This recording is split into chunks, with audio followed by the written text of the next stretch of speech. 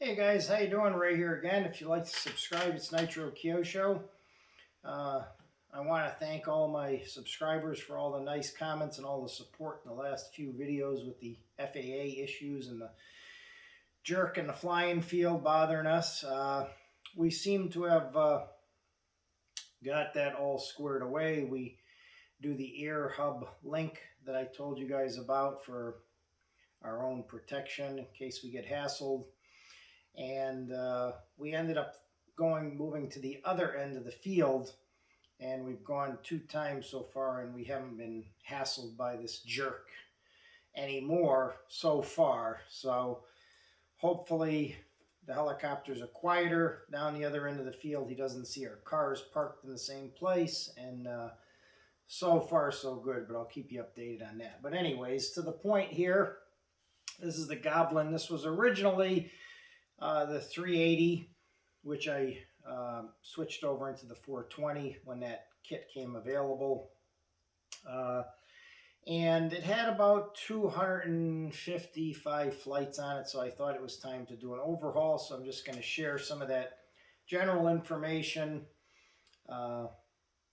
Actually had a little accident with it, and I needed to overhaul it anyways. What happened was one of the motor wires had come unsoldered. I mean, it must have had well over, on that area alone of it, had probably well over 300 flights, because that motor was put together way back.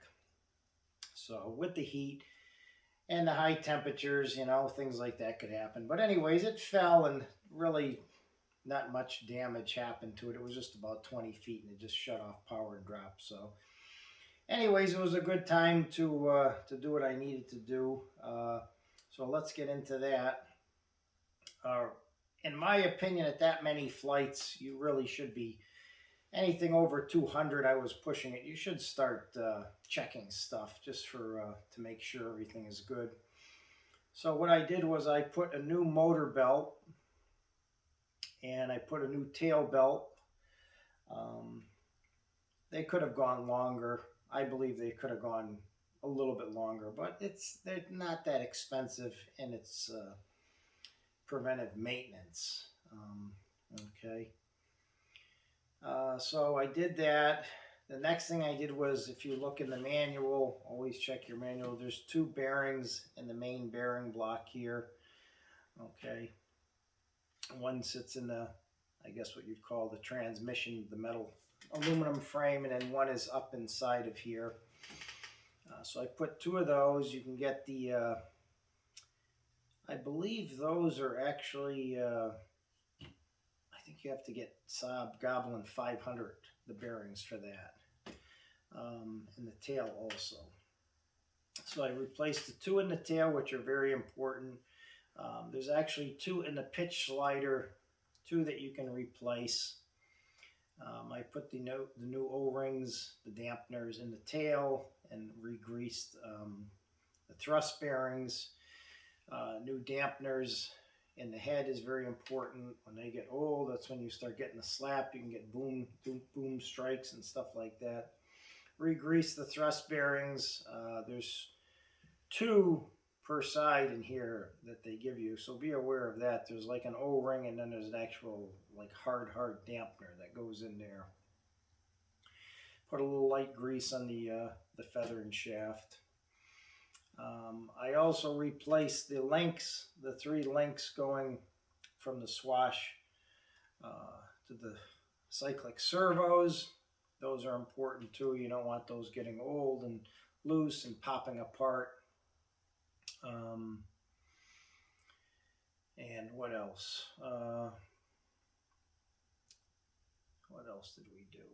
You can actually change the links to the little plastic links on the pitch if you want. You can do that also. Basically, I found that some of the Loctite, I use the blue medium strength Loctite. Some of the Loctite, you can go through it and check some of the things. You know, they doesn't last forever either, and with hot and cold weather, it can wear that out. and that can get brittle in the heats and the colds and not be as effective. So you should really go through and double check any important, pieces. Definitely make sure when you're putting the feather and shaft back together that you put a generous amount of Loctite on those. You do not want them coming apart. And what I always do is I take a wire brush when I take them out, clean the threads out. You can clean it with a little spray alcohol or any type of degreaser, and then re-Loctite them. And it's good also to, what actually happened with that motor wire, the cup had solder in it. The wire had just, looks like it eroded and broke, and there was no pulling tension on it or anything. I just think stuff like that I really should have checked. You think that it's going to last forever, but it doesn't. You got to be careful with that. It's not even a bad idea to check your solder and your connectors after that many flights. And I always oil the bearings. I use the black Scorpion oil. And that stuff works, guys. I mean, I've been using it. I don't even know, these motors have so many flights on them. And if you oil those bearings, they just seem to keep going and going. I really think Scorpion does make the best motor. I switched X-Nova at one point, but I went back to Scorpion. I think Scorpion just a better motor all around. And a longer history, obviously, of making them. So, yeah. And so when I went out and flew this, I actually had to do quite a few batteries tuning it back up, because things are going to be tight, things are going to be different. The tail was a little bit of an issue because it's not like a T-Rex helicopter with a torque tube where you put it back together and it's exactly back together the same way. Now when you're stretching this, it's changing your pitch slider back here. Okay, so you always have to go back and redo your pitch slider and make sure it's going back and forth equally, and you have to redo that in your setup, your Icon or your Mikado or whatever you have. So definitely remember and be aware of that. And I did a couple of flights. I did 7 total, all just tuning and testing. And I started hearing a weird sound, so I brought it down, and the belts will stretch a little too, guys. So the motor belt had stretched a little bit, so I had to bring it back home, put it on the bench, and get it nice and tight. The tail was kind of had loosened up a little too. The belt was a little, when you pushed on it, it was a little soft. So they do stretch a little bit. Generally, just once you have to do that, I think, once they break in. Goblin uses very, very high quality belts. I believe they're made by Gates. It actually says Gates on it. These are actually the belts that are on your car, your real automobile. So they definitely use top of the line belts. I've never had one break.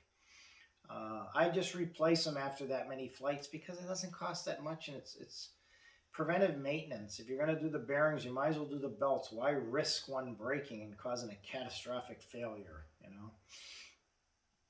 And so yeah, the dampeners, all the bearings, definitely take your main gear out. I like to clean that bearing with alcohol, clean it out good, and re-grease that, put that back together. That's another important thing, and that's pretty much about it. I hope I didn't miss anything. I think I pretty much got everything. The tail bearings, main block, pitch slider bearings, re-greasing, new dampeners, keep everything nice and tight again. Swash plates, make sure you check those. They get old too, and you might want to, you can oil those bearings in there too with the black Scorpion oil, but I think I've changed this once in its lifetime.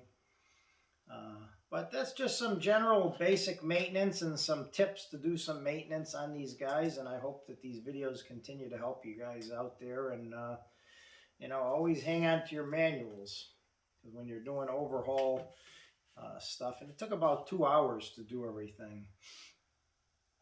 But make sure that you keep your manuals so you can always go back and reflect and look at stuff in there. And I hope you guys are having a good flying season. I'm certainly having a better one now.